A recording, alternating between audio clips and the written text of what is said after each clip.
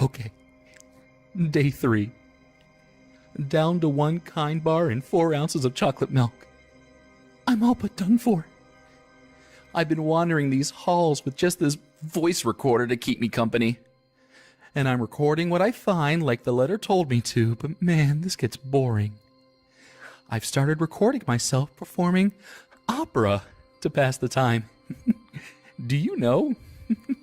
Do you know how many times you can perform the HMS Pinafore and not go crazy?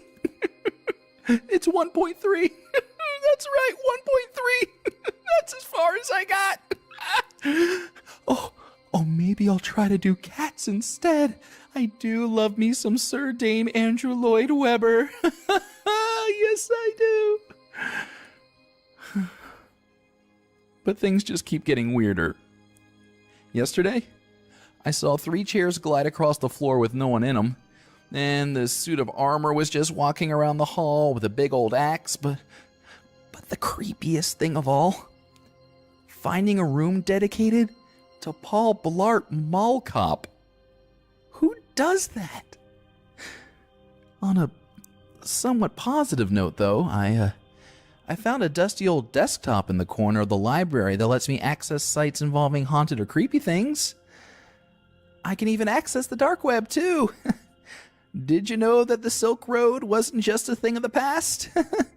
It's still about trading, but instead of silk and spices, people trade body parts and heroin. That's not for me. So I can end up in these horrifying places online, but I can't check my email, or ESPN, or even my precious YouTube. Man, I could go for some booty pie right now. He's still a thing, right? Now, speaking of the library, this is the only place I feel safe in this house. The fireplace is always going, which is good, I guess. And I have this huge library full of books to read. Oh boy, I've gotten 1 or 2 down. Only another 1, 2, 3, 10,000 or so more to go.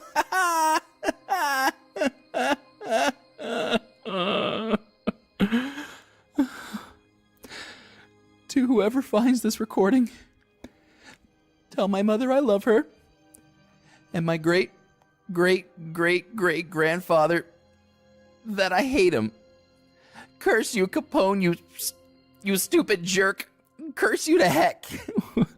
Pardon my language. Steady, man. Steady. Get yourself together. Okay. No matter what happens, I believe that my heart will go on. Oh, bless you, Celine Dion. Bless you.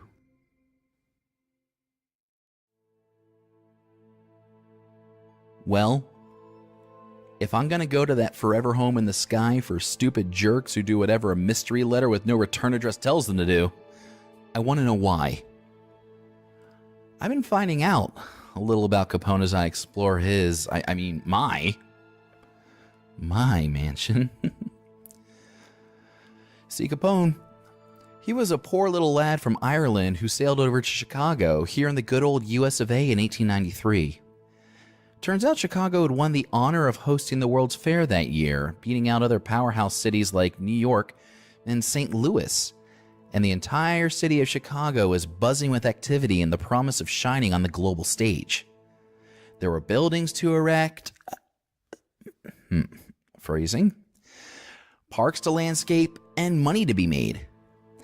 Turns out ultra-great-grandpa had dollar signs in his eyes when he saw a help-wanted advertisement hanging in the drugstore owned by Herman Webster Mudgett, better known then by his alias, Dr. H.H. Holmes. Capone and the doc hit it off, and before he knew it, Capone had the job of running the day-to-day operations in the 3-story building Holmes had across the street from his drugstore, known as the Castle. I wanted to find out more about this kind benefactor who offered my great-grandpappy his first Western job. Through some rudimentary internet searches and information gathered from the fantastic book here that I found called The Devil in the White City by Eric Larson, I was able to find out some things about HH that were, well, disturbing. You see, Dr. Holmes wasn't exactly what he seemed. He was a con man, a cheat, a womanizer, and a thief. No, yeah. He just might also be America's first serial killer, too.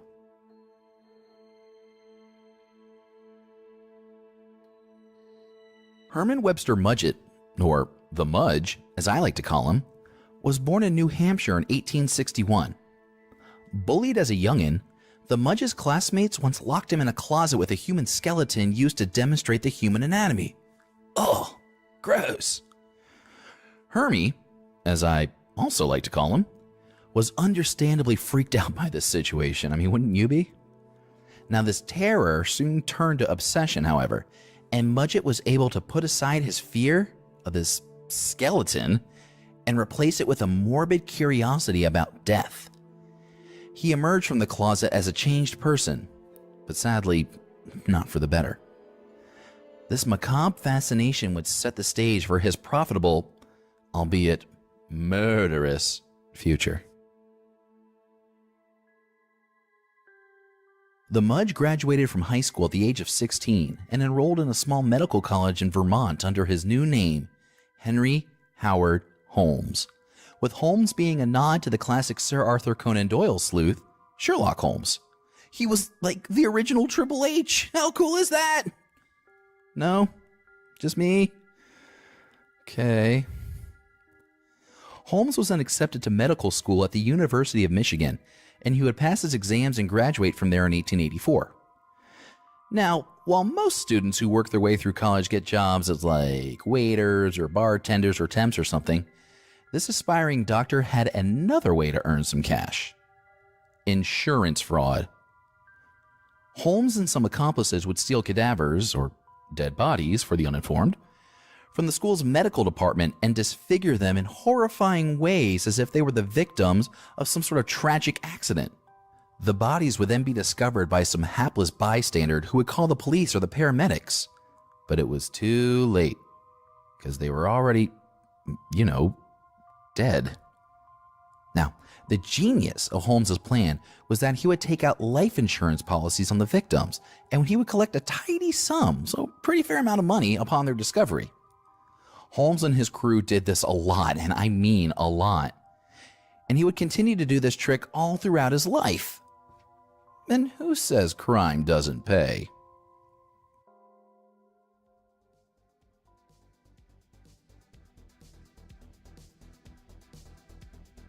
After graduating medical school, Holmes moved to Chicago, Illinois in 1885 and began working as a pharmacist in a small drugstore owned by Dr. Holton and his wife, Elizabeth.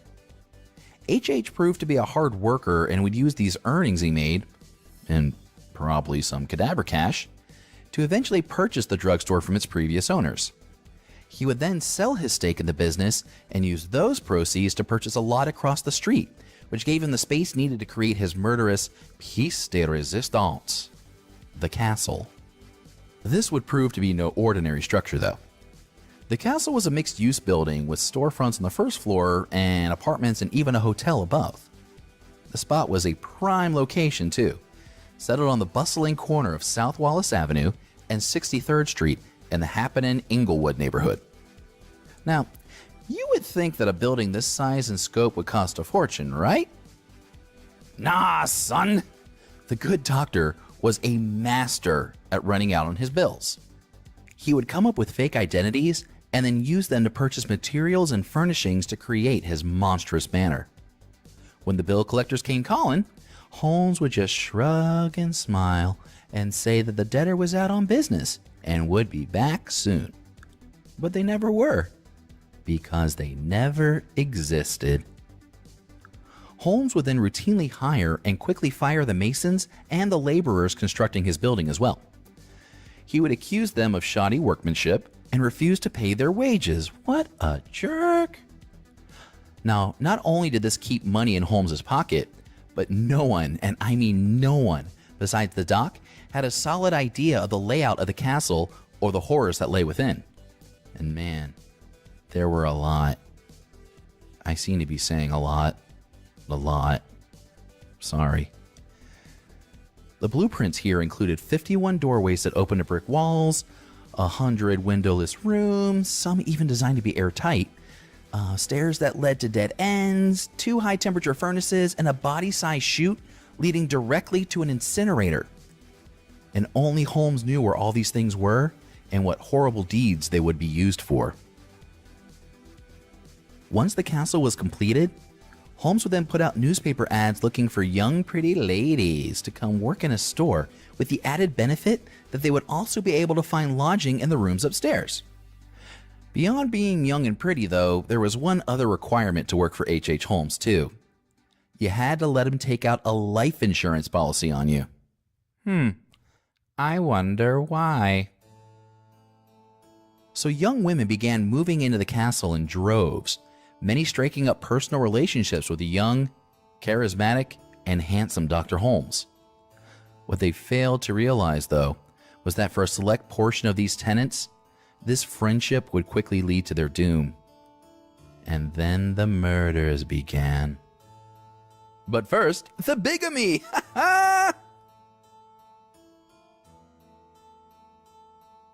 Before H.H., as the kids say, got good at murder, he mastered the art of having multiple wives. His first was named Clara Lovering, and the two were married from 1878 to 1891. During this time, they had a son named Robert, but Holmes quickly grew tired of the married life and did not bring his family with him when he moved to Chicago. The doctor began his life of polygamy when he married Myrta Belknap in 1887, and although he had started the divorce proceedings against his first wife, Clara, he never actually, completed the process. This pair would also have a child, daughter Lucy, in 1889.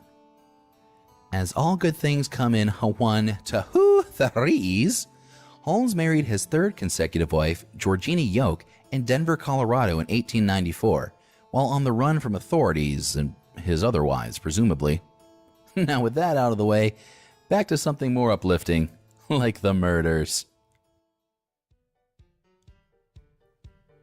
With the Columbian Exposition, aka the Chicago World's Fair, drawing near, the city was in the midst of finalizing its celebration for the 400-year anniversary of Christopher Columbus discovering, and yes, I'm using air quotes here, the New World. With his castle finally complete, Holmes opened his sprawling property for business. Taken from the crimemuseum.org website, one of the few I can actually access here, he knew that many visitors would be searching for lodging near the fair and believed many of them would be women whom he could easily seduce into staying at his hotel. After being lured into the hotel, many of these out-of-town visitors would never be seen again. The basement of the building was designed as Holmes's own lab. It had a dissecting table, a stretching rack, and a crematorium. Sometimes he would send the bodies down the chute, dissect them, strip them of their flesh, and sell them as human skeletons to medical schools. In other cases, he would choose to cremate the bodies or place them into pits of acid. Gnarly, dude. Through it all, Holmes was earning a profit. His storefronts were bustling. His apartments and hotel rooms were rented out all throughout the fair, but this never was enough for Holmes. Holmes would find ways to murder his guests and his employees, always making it look like an accident and collecting on the insurance policies he had taken out on them. See, I told you he kept on doing it.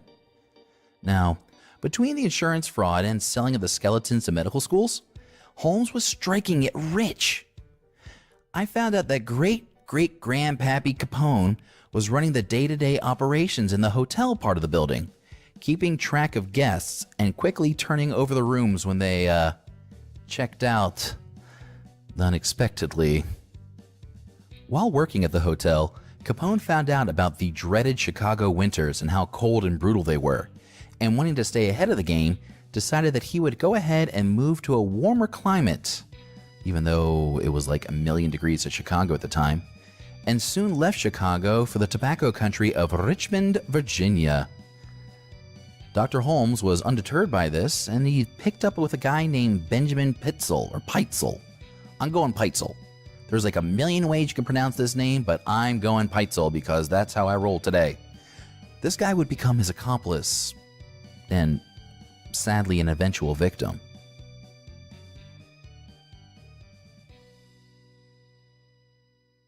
From crimemuseum.org. Once the World's Fair had ended, Chicago's economy was in a slump. Therefore, Holmes abandoned the castle and focused on insurance scams, committing random murders along the way. Oh, how cute.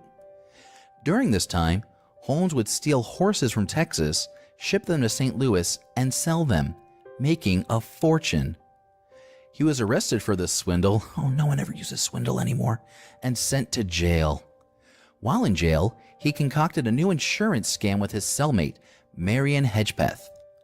Holmes said he would take out an insurance policy for $10,000, fake his very own death, and then provide Hedgepeth with $500 in exchange for a lawyer who could help him just in case any problems arose with his plan. Once Holmes was released from jail on bail, he attempted his plan, but the insurance companies got wise and suspicious and never paid him. Holmes then decided to attempt a similar plan in Philadelphia. This time, he would have Pitezel fake his own death. However, during this scam, Holmes actually killed Pitezel and collected the money for himself. What a jerk. In 1894, Marion Hedgepeth, who was angry that he never received any money from their initial scam, told police about the scheme that he and Holmes had put together. The police then tracked down Holmes, finally catching up with him in Boston, where they arrested him and held him on an outstanding warrant for the Texas Horse Swindle. And if that's not a band name, I'm starting it now. Texas Horse Swindle. At the time of this arrest, Holmes appeared as if he was prepared to flee the country, and police became very suspicious of him. Chicago police investigated Holmes's castle, where they discovered his strange and efficient methods for committing torturous murders. Many of the bodies that they located were so badly dismembered and decomposed that it was hard for police to determine exactly how many bodies were there in the murder castle. The police investigation spread through Chicago, Indianapolis, and all the way into Canada and Toronto. While conducting their investigation in Toronto, police discovered the body of the Pitezel children, who had gone missing sometime during Holmes's insurance fraud spree. Linking Holmes to their murders, police arrested them, and he was later convicted of their disappearance and their deaths. He also confessed to 28 other murders. However, through investigations and missing person reports, it's believed that Holmes may be responsible for up to 200 additional murders. After confessions, tell-all interviews, and many unsuccessful appeals, in May of 1896, one of America's first serial killers, H.H. Holmes, was hanged from the neck until dead. The castle was then remodeled as an attraction and named the Holmes' Horror Castle. However, it burned to the ground shortly before its opening. In 2017, what was believed to be the body of H.H. Holmes was exhumed and tested to make sure it really was the doc. And wouldn't you know it? It was. Dental records matched up, and any rumors that H.H. Holmes escaped his fate were quickly put to rest.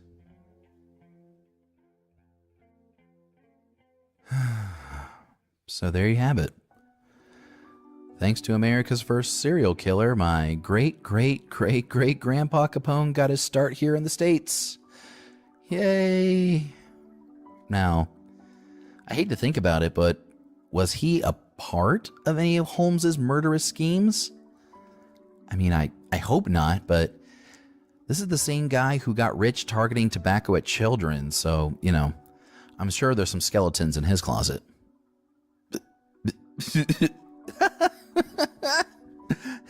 I didn't even plan that, because Holmes and skeletons, get it?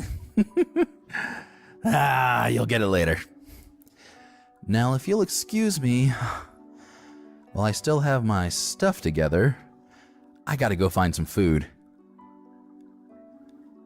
I think I hear some 50s music coming from the kitchen.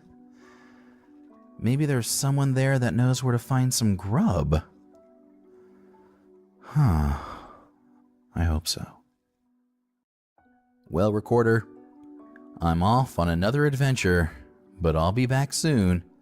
Same spooky time, same spooky channel, although it's a podcast and don't really have channels, but we're still going to say it anyway, as I bring you the best of our haunted history. Oh, I wonder what they have. Maybe they have like Twinkies or like pecan pie. Oh man, I haven't had like anything to eat.